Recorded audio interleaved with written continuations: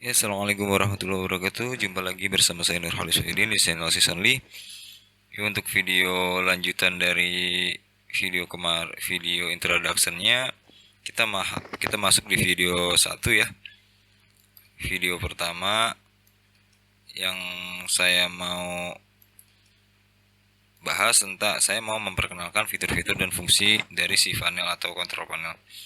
Jadi saya ingin memperkenalkan dulu nih fitur-fitur dan fungsi si panel dan atau control panelnya terlebih dahulu sebelum masuk ke materi-materi selanjutnya. Jadi apa sih yang teman-teman ketahui tentang si panel? Jadi kalau teman-teman dengar si panel, apa sih yang teman-teman ketahui tentang si panel? Gini-gini Pak. Ya jadi si panel adalah kontrol panel website berbasis Linux.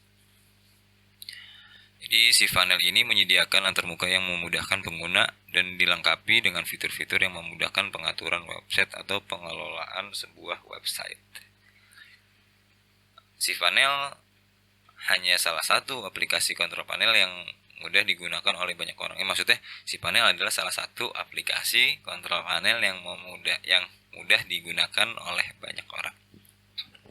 Jadi saya perjelas lagi, si panel ini salah satu aplikasi dari kontrol panel.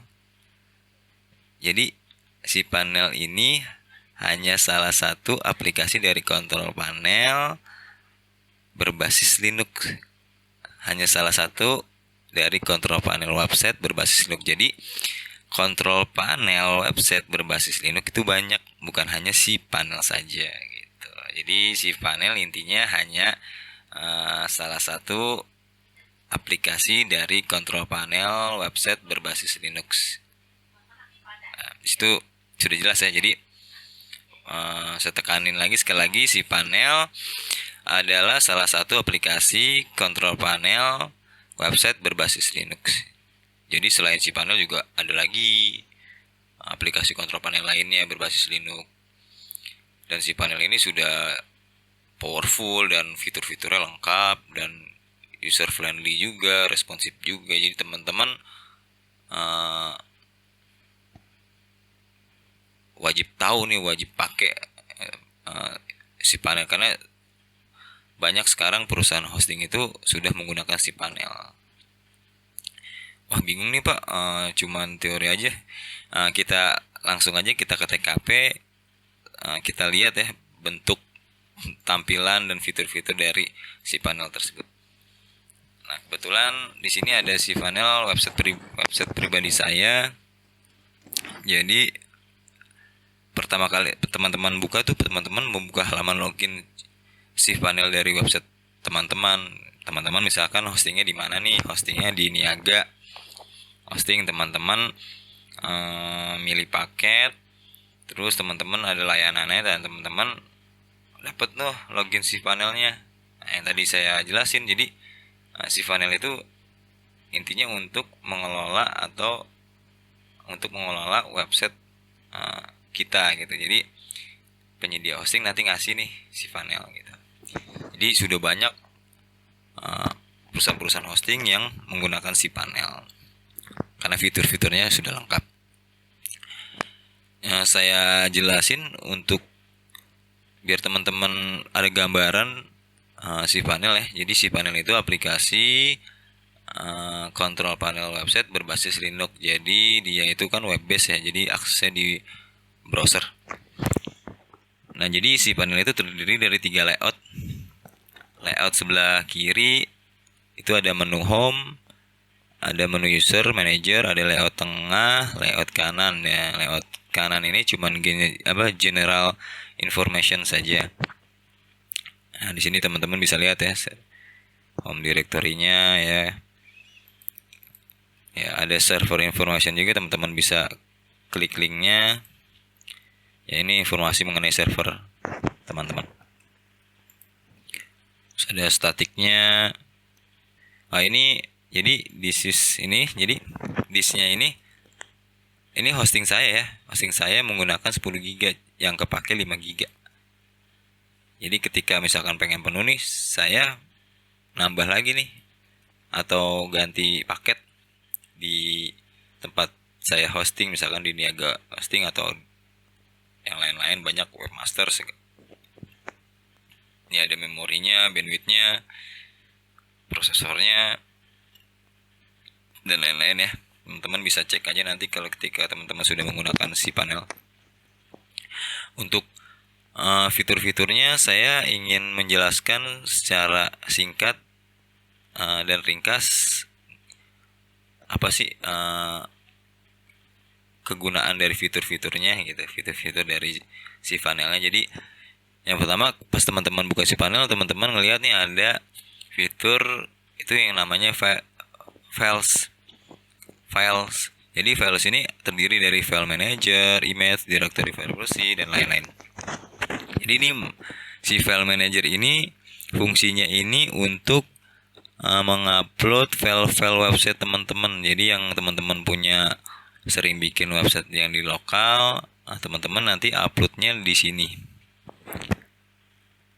Nah, upload file-file mentahan website teman-teman di sini. Ya. Ini fungsi dari file manager. Langsung aja ya ke directory privacy. Jadi intinya teman-teman bisa ngamanin nih directory atau folder dari si file manager tersebut. Teman-teman bisa amanin di sini. Terus teman-teman juga bisa upload file tidak menggunakan file manager dari cPanel. Teman-teman bisa menggunakan FTP account, bisa menggunakan FileZilla, ya kan. Ya, teman-teman bisa lewat sini nanti FileZilla. Dari sini teman-teman konekin ke lokal teman-teman, upload ke cPanel teman-teman. Nah, yang lebih menariknya ada Git version control. Jadi itu kalau teman-teman yang sudah terbiasa bekerja dengan Git version control, enak nih. Jadi langsung bisa integrasi antara hosting teman-teman sama teman-teman sama project teman-teman yang menggunakan Git version control. Ada lagi ke database ya. Nah, jadi database itu untuk mengelola database website atau aplikasi teman-teman yang teman-teman buat. Jadi yang teman-teman biasa menggunakan SISAM, ada PHPMyAdmin, pasti teman-teman sudah tahu nih apa itu PHPMyAdmin untuk membuat database, export import dan lain-lain. Tidak hanya satu vendor database-nya. Jadi si cPanel itu bisa support untuk dua vendor ya. Vendor database pertama ya MySQL, dan ada juga bisa kalian bisa menggunakan PostgreSQL. Jadi kan vendor database itu banyak ya, ada MySQL ya, PostgreSQL, Oracle, SQL Server, MongoDB, banyak deh pokoknya database. Ya, lanjut lagi ke fitur domain, dan di sini teman-teman bisa mengatur subdomain, menambahkan domain. Teman-teman punya 3 domain bisa ditambah di sini. Teman-teman mau buat banyak domain juga bisa dari sini ya, subdomain. Teman bikin subdomainnya aja di sini. Nanti kita praktek ya cara membuat database, subdomain. Nah, balik lagi ke email. Ya, fitur email ini teman-teman untuk membuat email, terus banyak ya teman-teman bisa lihat sendiri nih fitur menu-menunya di fitur email. Membuat email. Jadi teman-teman yang biasa menerima email belakangnya domain tuh misalkan info.domain teman-teman ya, di sini nanti buatnya email server ya. Lanjut lagi ke fitur metrik. Nah, teman-teman juga di fitur metrik bisa menggunakan fitur visitor untuk melihat berapa sih yang visit di website saya gitu kan, errornya, dan masih banyak lagi ya. Untuk di matrix ya sudah. Di security juga teman-teman bisa bisa menggunakan fitur security ya, seperti IP blocker teman-teman. Jadi bisa ngeblok IP nih yang mencurigakan biar nggak bisa akses web kita lagi, SSH access, SSL, dan lain-lain.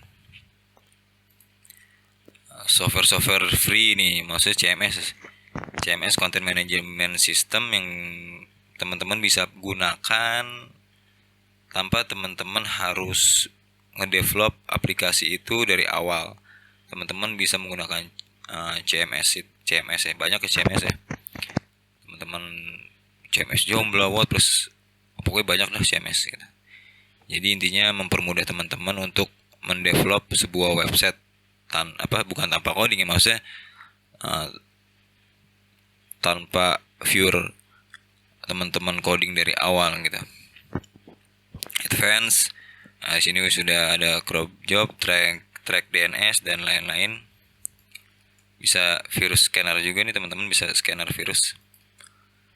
Preference, nah teman-teman bisa merubah password, user management di sini aja, kontak information, gak usah ke sini juga bisa. Soft Colors Apps Installer, jadi teman-teman bisa langsung saja memilih CMS yang teman-teman butuhkan. Teman-teman mau membuat portal atau forum web, di sini aja pilih teman-teman, banyak yang gratis. Jadi teman-teman tanpa harus ngedevelop aplikasi ya. Ya, terakhir application ya WordPress Manager ya. Jadi WordPress salah satu CMS paling populer di Indonesia yang teman-teman pasti tahulah CMS WordPress. Ada lagi juga CMS Joomla, apalagi namanya, oke banyak deh ya. Sampai di sini untuk perkenalan fitur dan fungsi dari si panel atau kontrol panel. Jadi saya harapin teman-teman nih udah punya bayangan nih, oh si panel kayak gini ya pak, maksudnya. Jadi nanti ketika teman-teman menggunakan si panel, teman-teman nggak hanya lihat screenshot gambar aja, jadi teman-teman tahu nih. Jadi saya memperkenalkan fitur dan fungsi itu langsung di halaman si panel tersebut. Ya saya rasa cukup untuk pembahasan kali ini. Mohon maaf kalau banyak kesalahan dari pengertian atau pemahaman saya, bahasa saya yang kurang baik. Semoga teman-teman cepat untuk mengertinya dan teman-teman semangat terus untuk belajar dan tonton video sampai selesai, dan supaya teman-teman itu dapatnya itu enggak setengah-setengah gitu, teman-teman dapatnya full gitu. Ya saya rasa cukup, saya ucapkan terima kasih. Assalamualaikum warahmatullahi wabarakatuh.